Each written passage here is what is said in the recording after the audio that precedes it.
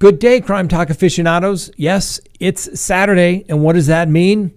It means it's time for the weekly recap of all the top stories throughout the week. It's a great place to catch up on anything that you missed out upon.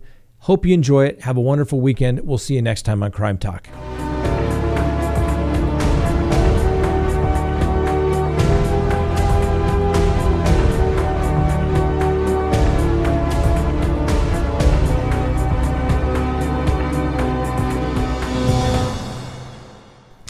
All right, let's get straight to the docket.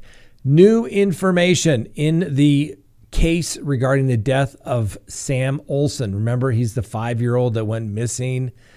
And it turns out the girlfriend of the father of Sam Olsen, a woman by the name of Teresa Balboa, she was originally arrested. Well, now she has charges relating to the death of Samuel Olsen.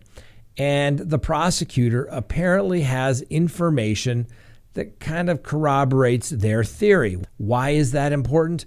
Prosecutors always like to be able to corroborate what they're saying in court, not just by one witness, but what other witness or scientific evidence can corroborate what they're saying. Well, Benjamin Rivera, he is the guy that helped Miss Balboa try and cover up the death of Sam Olsen. He's basically cooperating with them, and the words that are going to not help the attorney in her case trying to defend her were, quote, "I think I've killed them." After that was done, Miss Balboa then asked Benjamin Rivera to go to the store and purchase duct tape and the large container from Walmart.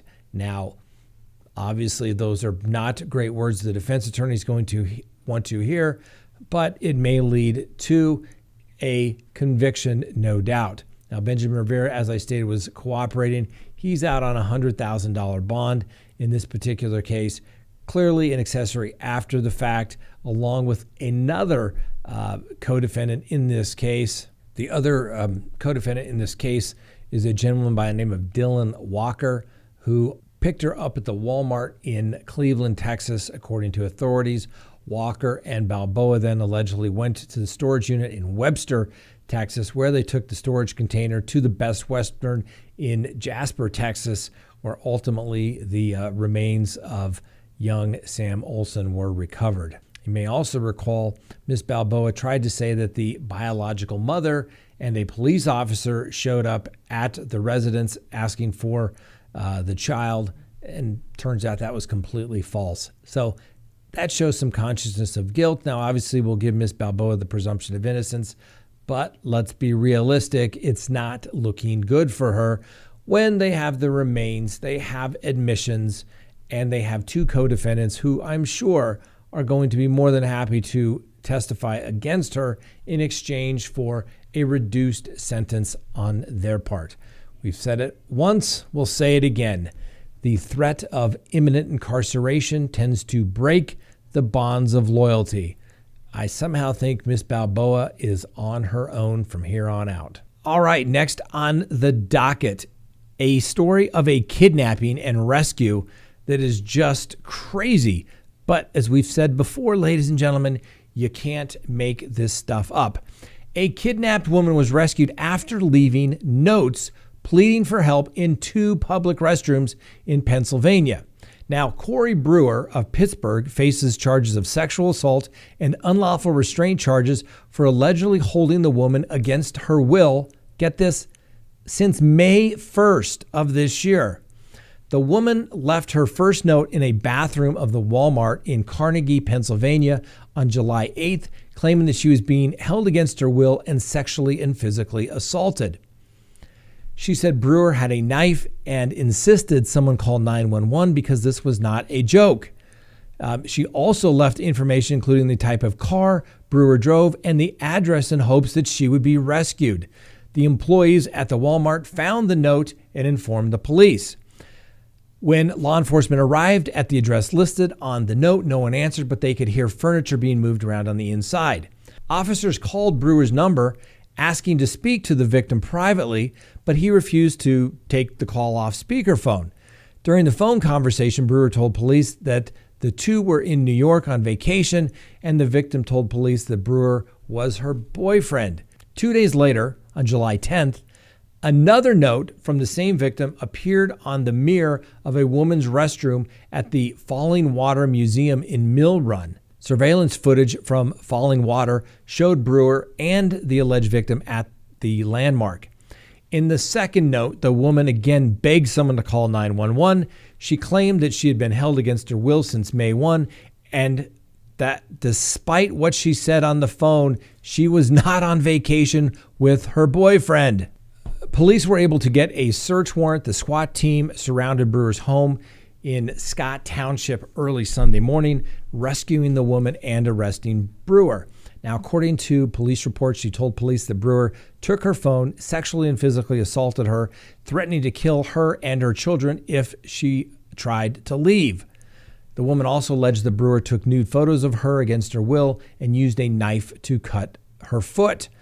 These signs of injury were confirmed by the police. Now, Brewer and the woman had previously been in a relationship, but the woman filed a protection of abuse order against him in August of 2020, which expired 1 month later. Now Brewer is being held in the Allegheny County Jail and is due in court on July 22nd for a preliminary hearing. That is a crazy story, but not something out of the realm of possibility, obviously, because I think we have to take this woman's story as true. We'll give Mr. Brewer the presumption of innocence. I'm sure he's going to claim that this was all just a big misunderstanding and she must have been upset. Somehow I think Mr. Brewer's in trouble. Please go to CrimeTalkSearch.com, sign up for a background subscription service. You'll be happy you did. If there's anyone out there you were ever curious about what was in their background, now is the time to do it. If you're going to get involved with somebody, now is the time to do it. When you go to CrimeTalkSearch.com, you put in the name, literally millions of public records are searched and a report is generated. And it's going to give you a report. If they have multiple social media accounts, you're going to find it. If they have multiple phone numbers, multiple email addresses, it's going to be found. And more importantly, you're going to get information regarding criminal history. Hopefully the person you're searching has none whatsoever. But if it's there, it's going to be found. You're going to get everything you'd want to know, whether you're going into business or whether you're going into a personal relationship. You're going to be able to find out the information you want to know. So go to CrimeTalkSearch.com, sign up today. You'll be happy you did. Next on the docket, there's been a delay in the sentencing for convicted killer Christian Bahena Rivera in regards to the Molly Tibbetts case. Now, as we brought you information the other day, some information has come out that basically may corroborate Rivera's unusual testimony that he gave at his trial when he testified in his own defense.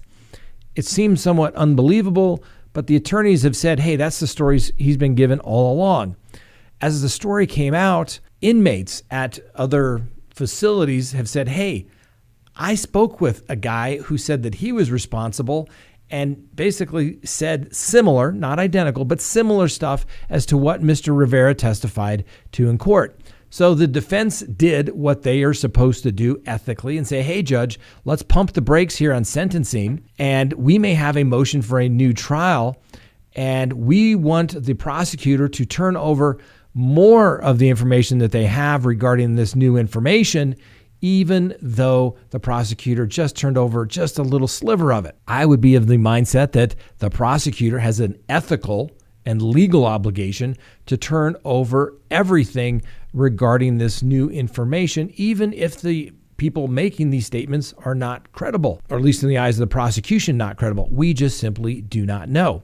Now, why would it be best to turn over this information, have the court review it, have the defense investigate it, and see if there's enough information to warrant a new trial? Well, because the fundamental principle in our judicial system is that we do not want to convict innocent people. We've all heard the adage, it's better that 10 guilty people go free than to convict one innocent person? Well, we don't know. Mr. Rivera was promptly convicted by a jury of his peers, probably because nobody had information to corroborate his version of the events. I'm sure that was frustrating to the defense. Now this information's come forward.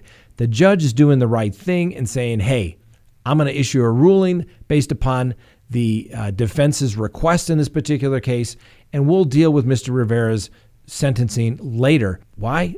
It's not like he's going anywhere, but it's easier to correct something now than down the road after somebody's been sentenced, right? Then you have to do the appeal. Then you have to do the post-conviction relief.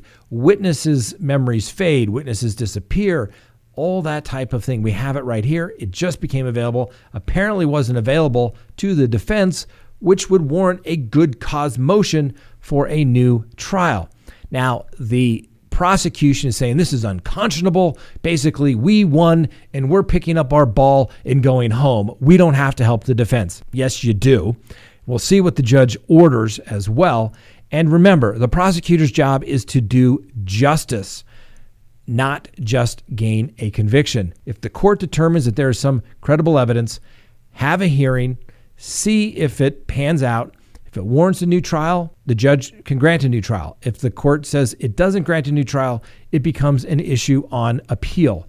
But have the hearing now when everybody's here. It just makes smart sense. It's good judicial economy, and it's the right thing to do. Let's get to the docket. All right, the father of missing 5-year-old Summer Wells is telling everybody to stop the hate. That's right. Summer Wells, the 5-year-old Tennessee girl, disappeared from her home on June 15th. So here we are 1 month and a day later. Investigators have received, as they described, over 980 tips, but no progress has been made for the location of little Summer. Now, Summer is 3 feet tall and weighs about 40 pounds.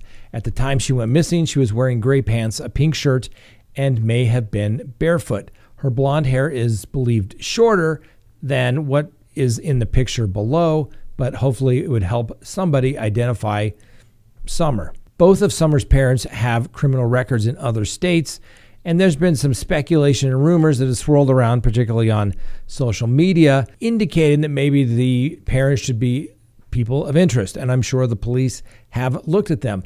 No charges have been filed, so you must give them the presumption of innocence. Well, Don Wells, the father of Summer, made a statement today, and he said the negativity on social media, the attacks on my family, and the misinformation being circulated is not helping to find Summer. He went on to say that people on social media are only adding to the pain the family is going through, and it's affecting his other children who are already hurting, end quote. Now, the police are looking into a red pickup truck, possibly a late 1990s Toyota, which may have been in the area of Ben Hill Road on June 15th and 16th. It had a full-size ladder, racks, and white buckets in the bed. The police are not saying this is a person of interest, just someone that may have some information, or they think maybe may have seen something around that time. If you have information, contact the police, but don't waste their time on complete speculation and hunches versus real evidence. All right, that's all we have for you today. We hope you have a wonderful weekend. We'll see you next week on Crime Talk.